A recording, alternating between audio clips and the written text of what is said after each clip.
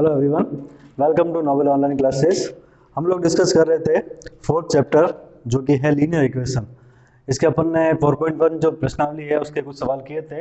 इसके last question बच गया था, क्वेश्चन नंबर 4। आज उसी क्रम को अपन आगे बढ़ाते हैं।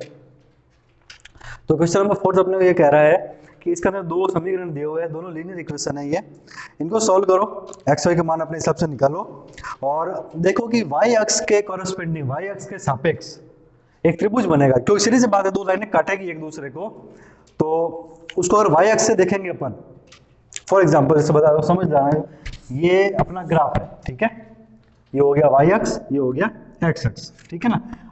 अपने को सवाल में क्या कह रहा है, एक्स अक्ष को भूल जाओ, ये जो वाई अक्ष दिख रहा है ये वाला, इसके सापेक्ष अब जैसे मान लो कि वो जो रेखा है बनेगी, दोनों समीकरण से दो लाइनें बनती है ग्राफ में, ये अपन ने सवाल किया, समझा इसको। जैसे ये वाई अक्ष है, ठीक है, इसके सापेक्ष दो लाइनें बन रही मान लो इस तरीके से। अब ये यहाँ पे काट रही है, मान लो, एग्जाम्पल दे रहा हूं मैं, ठीक है ना, ये प्रॉपर तरीका नहीं है, ये फॉर एग्जाम्पल। जैसे मान लो यहाँ पर काट रही है, ठीक है, अब यहाँ पे काट रही है तो आप देखोगे ये वाई अक्ष यहाँ से यहाँ तक, ठीक है। उसके बाद में ये बिंदु को कटान बिंदु से इसको मैं हाईलाइट करूं तो ये बन रहा है एक त्रिभुज। तो सवाल में ये कह रहा है, जो त्रिभुज बनेगा इसके निर्देशांक, इसके निर्देशांक और इस बिंदु का निर्देशांक, ये अपने को ज्ञात करना है। ये अपने को सवाल में बेसिकली पूछ रहा है, ठीक है ना। तो ये ज्ञात करने के लिए सबसे पहले तो अपने को ये दोनों लाइनें चाहिए, रेखाएं चाहिए, और ये रेखाएं कहां से मिलेगी, दोनों समीकरणों को सॉल्व करना पड़ेगा, लीनियर इक्वेशन को, ठीक है। अब देखो कैसे सॉल्व करते हैं। सबसे पहले सवाल पे चलते हैं अपन। सवाल क्या है अपना,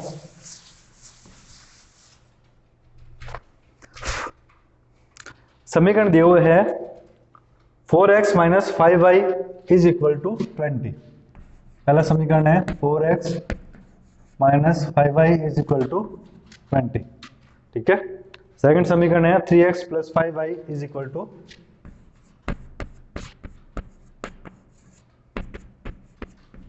15।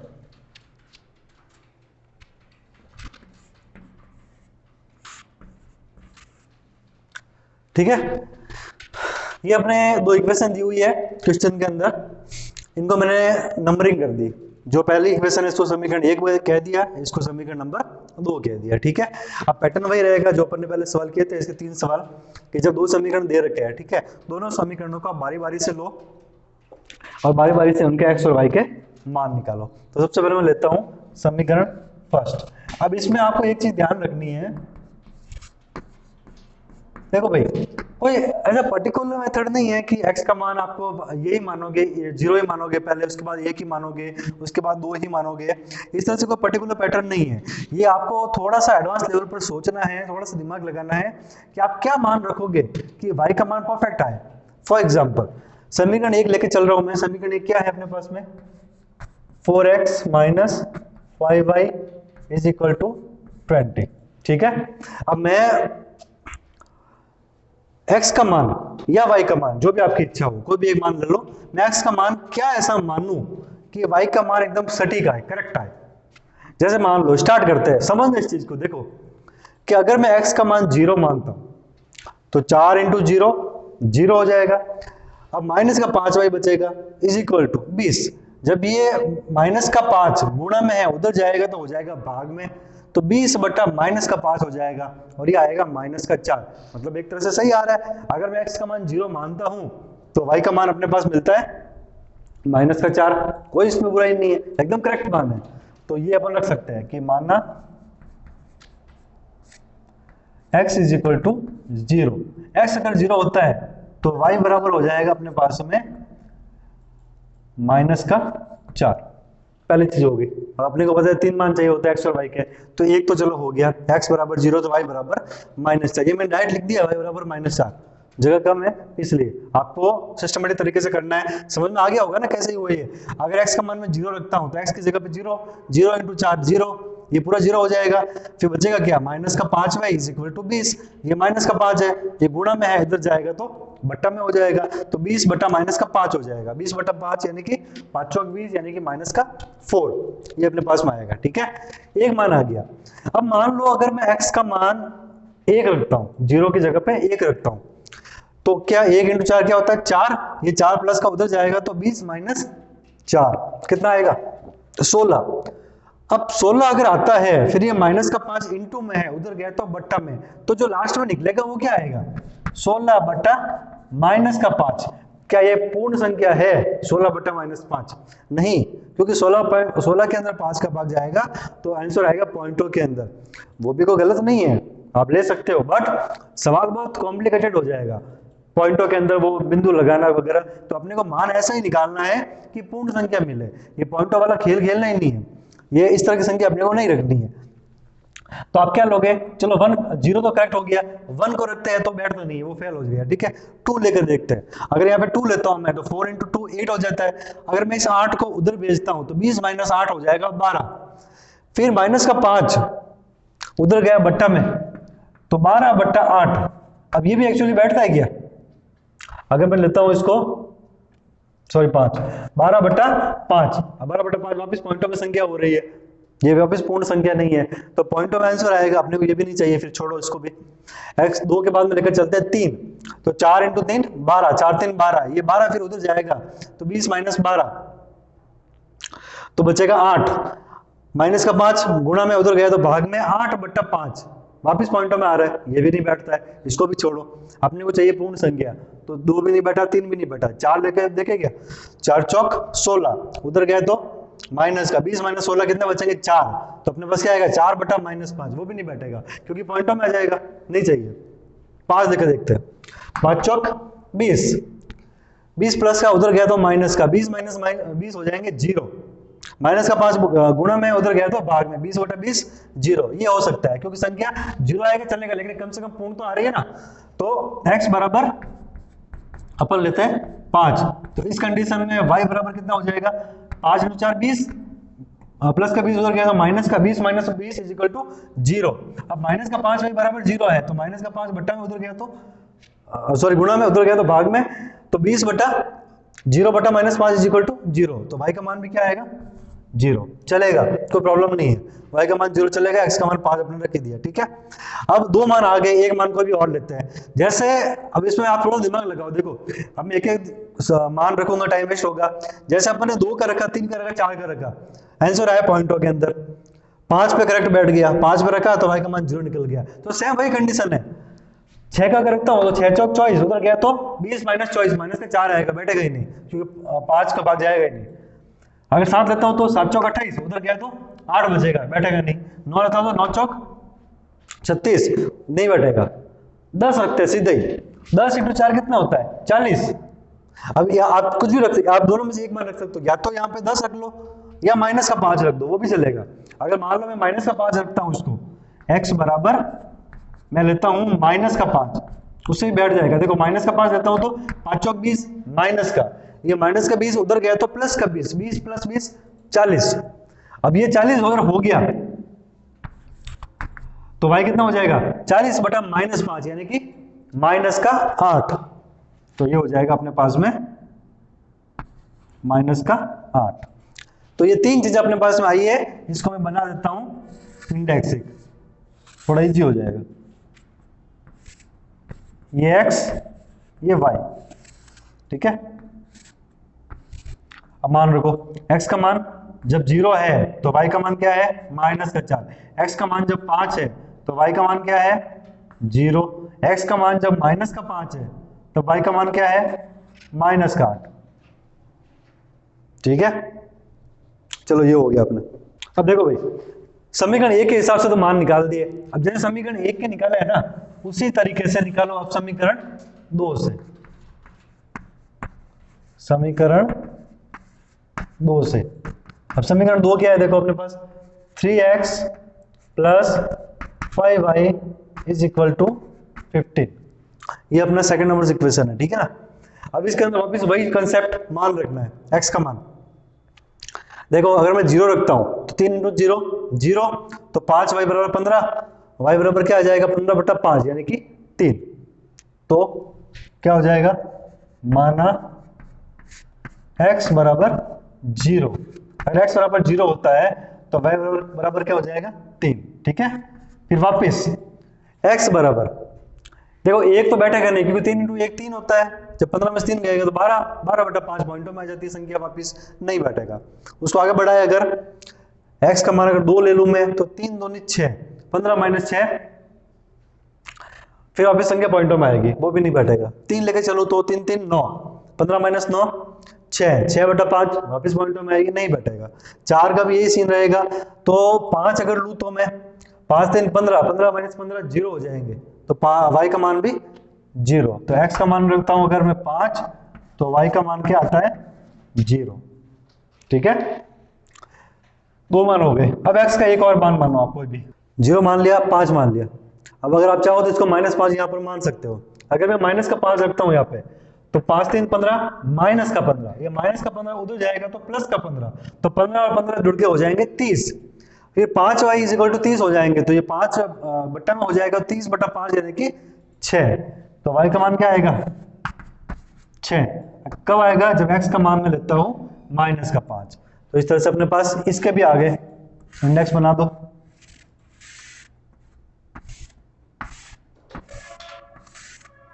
x y, x का मान 0, y का मान 3, x का मान 5, y का मान 0, x का मान -5, y का मान 6।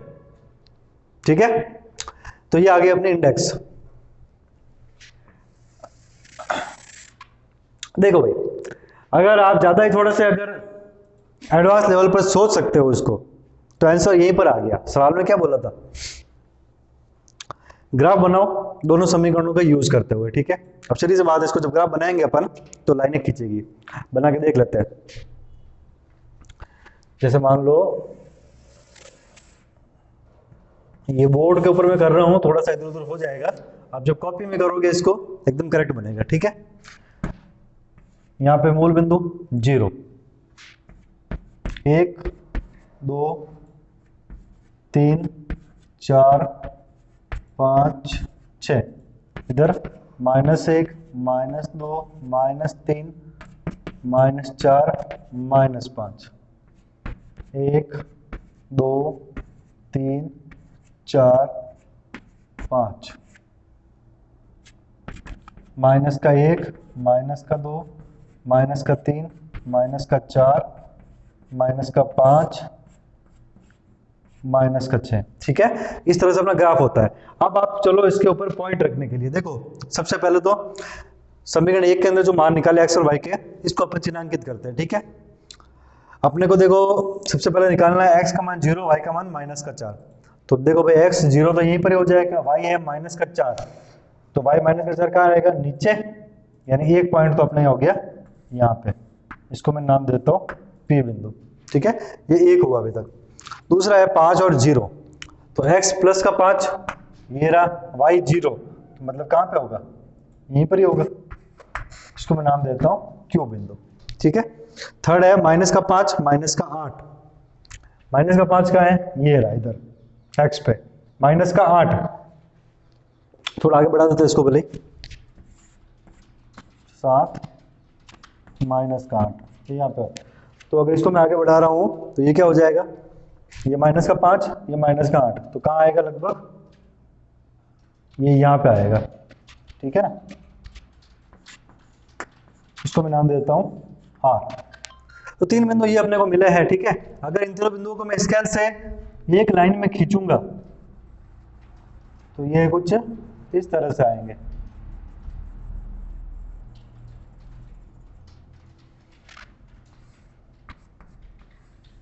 ये आएंगे इस तरह से। ठीक है, जब आप इसको स्केल से खींचोगे तो एकदम सीधी लाइन बनेगी। अब ये जो ये लाइन बन रही है, जिस समीकरण की लाइन बन रही है उसको दिखा देना है किस कौन से समीकरण से बन रही है, 4x - 5y = 20। तो इसको एरो करके आप एक बार दिखा दो कि ये जो लाइन बन रही है ये कौन सी बन रही है, 4x - 5y = 20। ये आपको एग्जाम में दिखा देना है एरो करके कि भाई इस लाइन की रेखा है। ठीक है, इसका तो हो गया मान। अब इस मान को लेते हैं, इसमें है x = 0 y = 3, x बराबर तो 0 ये रहा, अब y = 3, तो बिंदु कहाँ आएगा ये। अब उसके अंदर आपने बिंदु माने थे PQR, इसके अंदर ABC मान लो, यहाँ पे मैं नाम दे देता हूँ A बिंदु। ठीक है, फिर x का मान है 5 और y का मान है 0। अब x का मान 5 है तो ये रहा 5, y इसके ऊपर 0, मतलब ये जो पॉइंट है ना Q बिंदु, ये इसके अंदर भी आ रहा है, क्योंकि इसके अंदर सेम देखो x का मान तो 5 हो गया और y का मान 0, मतलब इसी के ऊपर ही, तो ये सेम बिंदु ये इस समीकरण में भी आया था और उस समीकरण में भी आ रहा है, मतलब बिंदु क्या हो रहा है, सेम हो रहा है। तो ये बिंदु कॉमन है, कौन सा बिंदु, Q। समीकरण इसके अंदर फर्स्ट में भी है, समीकरण सेकंड में भी है, कौन सा बिंदु, Q पॉइंट, ठीक है। तो उसको आप Q राह में रहने दो। फिर थर्ड -5 और 6, इसको आगे बढ़ा दो, यहाँ पे 6 हो जाएगा, माइनस का 5, तो ये रहा -5 और 6 लगभग कहाँ आएगा, ये यहाँ पे आएगा, इसको आप नाम दे सकते हो बी बिंदु। अब वापिस अपने पास 3 बिंदु हो गए, इन तीनों को अपने को मिलाना है।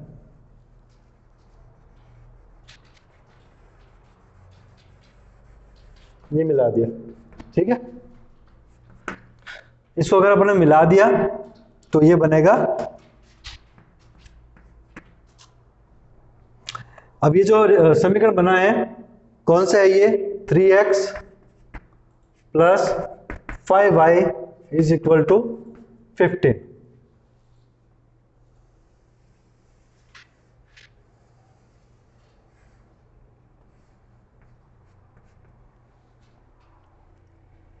Three x plus 5y is equal to 15, ठीक है। इसको आप दो समीकरण नंबर 2। अब देखो भाई, इन दोनों को मिला दो। अब अगर आप ढंग से देखो तो यहां पे बन रहा है एक त्रिभुज, कौन सा त्रिभुज, सवाल में क्या पूछा था कि जो y अक्ष है उस y अक्ष से अपने को काउंट करना। y अक्ष तो ये रहा, आप देखोगे यहाँ पे ये बिंदु बन रहा है एक तो पॉइंट A, और यहाँ बन रहा है पॉइंट P, और यहाँ बन रहा है पॉइंट Q। अगर आप इसको ढंग से देखोगे तो क्या त्रिभुज नहीं बन रहा है, जिसके अंदर मैं एक लाइनें बना रहा हूं, ये क्या बन रहा है, त्रिभुज बन रहा है। और सवाल में ये पूछा है कि जो त्रिभुज बन रहा है, इस त्रिभुज के निर्देशांक जो पॉइंट बन रहे हैं, तीनों कॉर्नर जो बन रहे हैं, उनके निर्देशांक अपने को दिखाना है, बताना है। इसमें एक ट्विस्ट ये आ सकता था, अगर सवाल में बोलता कि x अक्ष के ऊपर जो त्रिभुज बनेगा तो अपन फिर ये लाइन नहीं लेते, फिर अपन ये लाइन दिखाते, हो सकता है फिर इस तरह इधर कोई लाइन और मान लो खींच जाती, तो त्रिभुज अपन जो लेते हैं वो लेते हैं x अक्ष के संदर्भ में। लेकिन यह सवाल में क्लियर बोल रखा है कि जो त्रिभुज बनेगा वो y अक्ष के संदर्भ बनेगा, ये अपना जो y अक्ष है इसी के करस्पॉन्ड ये बनेगा, तो त्रिभुज बन भी रहा है। अब इसके निर्देशांक निकालना है, सिंपल बात है, कुछ नहीं है। सबसे पहले अपने एक एक करके निकालते हैं। जो a बिंदु है इसके निर्देशांक क्या हो जाएंगे, निर्देशांक क्या होता है, जो अपन चैप्टर पढ़ा था पूरा उसके अंदर समझा था, पहले x का मान लिखो फिर y का मान लिखो। तो जो a बिंदु हो जाएगा उसके निर्देशांक कैसे लिखोगे, a कोष्टक में x का मान तो क्या है 0 ही है, और y पर चलेंगे कितना आ रहा है 3, तो a का मान तो हो रहा है 0 3, ठीक है। एक बिंदु तो ये हो गया त्रिभुज का। दूसरा बिंदु क्या है, p है। अब p के निर्देशांक क्या है भाई, p के निर्देशांक क्या है, इसके अंदर x का मान देखो क्या आ रहा है 0, और y का मान क्या आ रहा है नीचे चलने पर -4, तो 0 -4, ठीक है। तीसरा बिंदु कौन सा है, q बिंदु, तो Q के निर्देशांक क्या हो जाएंगे, x पे चलेंगे कितना आ रहा है 5, और y पर कुछ नहीं 0 ही है, तो 5 और 0। तो इस तरह से अपना जो त्रिभुज मिलेगा उसके 3 बिंदु ये होंगे A, P और Q, और इन तीनों बिंदुओं के निर्देशांक होंगे 0 3, 0 -4 और 5 0, ठीक है। ये हो गए इसके निर्देशांक। ये अपने को सवाल के अंदर मैन फाइंड आउट करना था। एक्चुअली देखो ग्राफ बनाना इतने को बड़ा टास्क नहीं है, लेकिन जो बड़ा टास्क है वो ये है आप ये मान कैसे रखते हो और कैसे निकालते हो समीकरण के अंदर x और y की वैल्यूज कैसे आप निकालते हो, ये इंपॉर्टेंट है, ठीक है ना।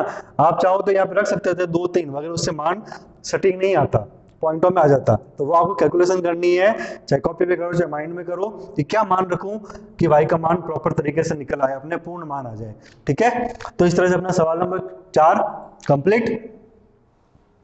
इसके अंदर कोई अगर डाउट हो तो आप कमेंट करके बता देना कहां समझ में नहीं आया, ठीक है।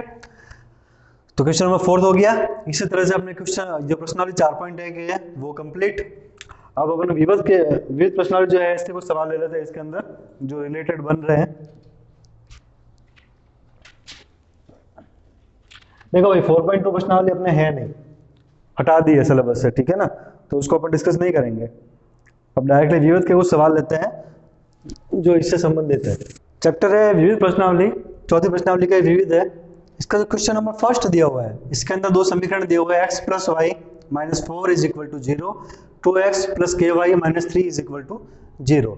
इसका कोई हल नहीं है।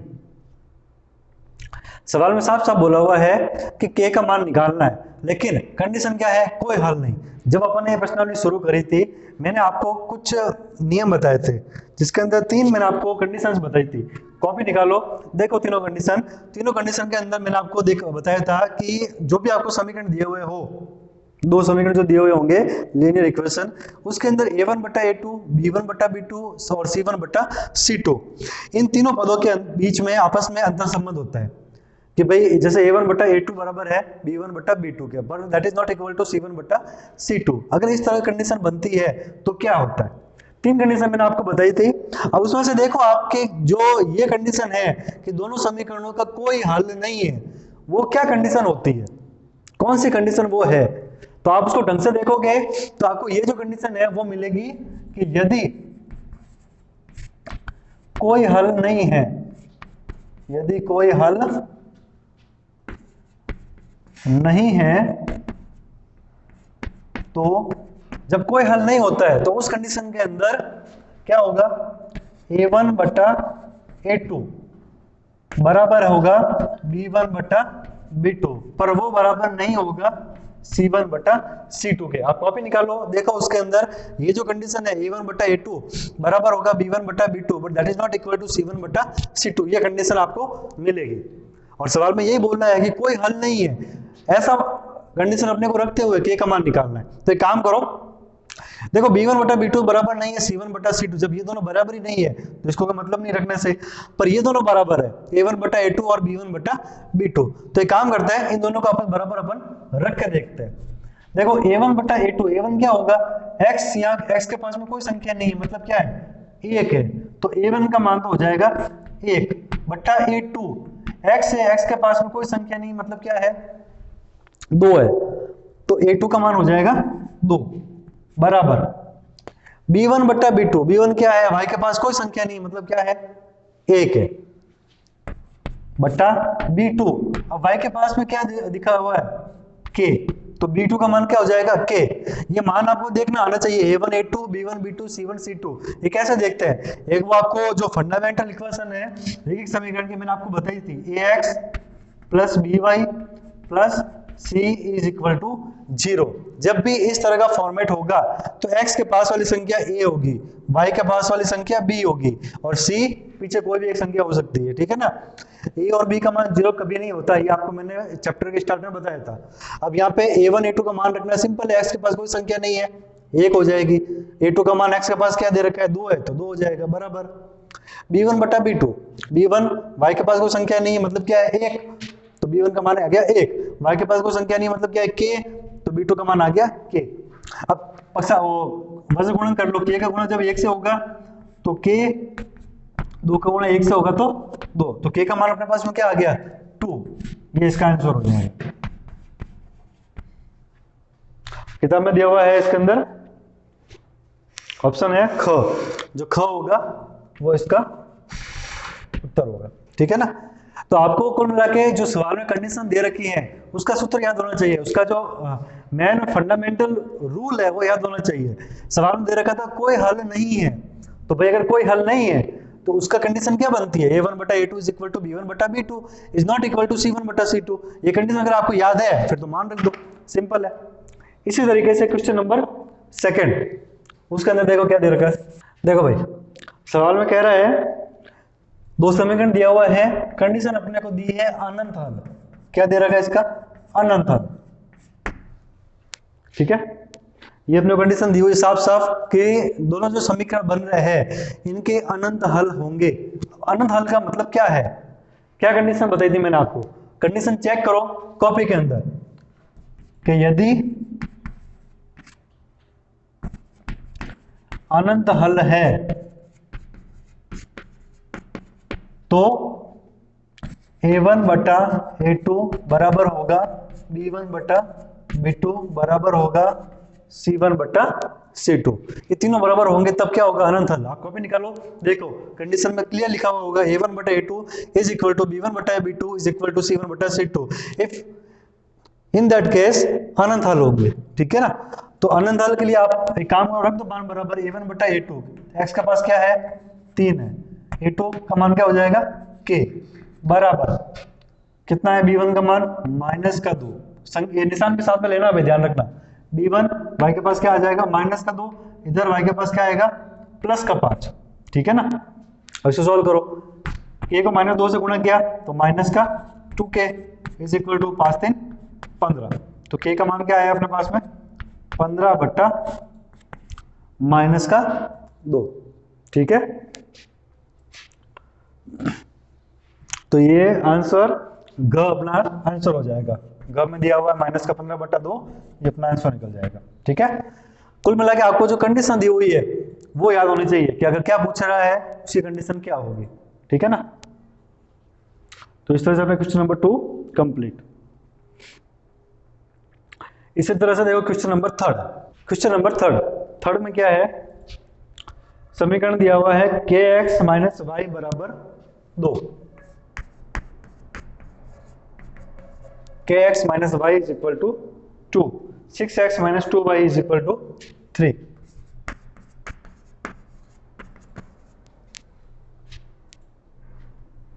हल होगा अद्वितीय,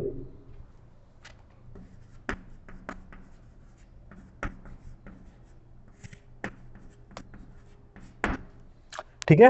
ये अपना सवाल है k का मान निकालना है, कंडीशन क्या दी हुई है अद्वितीय हल। निकालो कॉपी, देखो उसके अंदर कि अद्वितीय हल कब होता है, कब होता है अद्वितीय हल, जब A1 बटा A2 बराबर नहीं है B1 बटा B2 पर वो बराबर है C1 बटा C2। अब जो बराबर नहीं है उसको तो छोड़ो, A1 बटा A2 बराबर नहीं है B1 बटा B2 के, ये तो बराबर है ही नहीं ना, तो इसको छोड़ो। बराबर क्या दे रखा है B1 बटा B2 is equal to C1 बटा C2, तो इसको लिखो B1 बटा B2 बराबर होगा C1 बटा C2 क्या, B1 बटा B2 का मान क्या है, B1 का मान y के पास कोई संख्या नहीं, मतलब क्या है माइनस का 1, यहाँ y के पास कितना दे रखा है माइनस का 2 बराबर C1 बटा C2, C1 क्या है 2, C2 क्या है 3। और अगर ये तो हो गया B और C के अंदर संबंध, अब इसको निकालते हैं अपन A1 A2 C1 C2, इसके अंदर संबंध A1 बटा A2 is equal to C1 बटा C2। अब A1 का मान क्या है, x के पास में क्या दे रखा है k बटा A2 x के पास क्या दे रखा है 6 इज इक्वल टू C1 बटा C2, C1 क्या है 2, C2 क्या है 3, क्रॉस मल्टीप्लाई करो 6 दूनी 12, तो 3k इज इक्वल टू 12, तो k बराबर 4, k इज इक्वल टू 4, ये अपना हो जाएगा आंसर। अच्छा, इसकी जो पहली कंडीशन बनती है इसके ऊपर नोटिस करो, तो इसमें दे रखा है कि A1 बटा A2 is equal to not, ये तिरछी लाइन खींची हुई है, A1 बटा A2 is not equal to B1 बटा B2। अगर अपन इसको लेकर चले तो ये बराबर का मान तो नहीं आएगा, लेकिन ये मान आएगा कि k का मान किसके बराबर नहीं होना चाहिए, वो जरूर पता चल जाएगा। तो A1 बटा A2 है, A1 कितना है x के पास में k, A2 का मान क्या है 6 बराबर नहीं है B1 बटा B2, B1 का मान क्या है माइनस का 1 और B2 का मान क्या है माइनस का 2, ठीक है। तो k का मान क्या आ जाएगा, माइनस माइनस कट गया, 6 को 1 से गुणा किया तो 6, तो k बराबर 6 बटा 2 यानी कि 3, ये इसका आंसर हो जाएगा, ठीक है ना, k बराबर 3।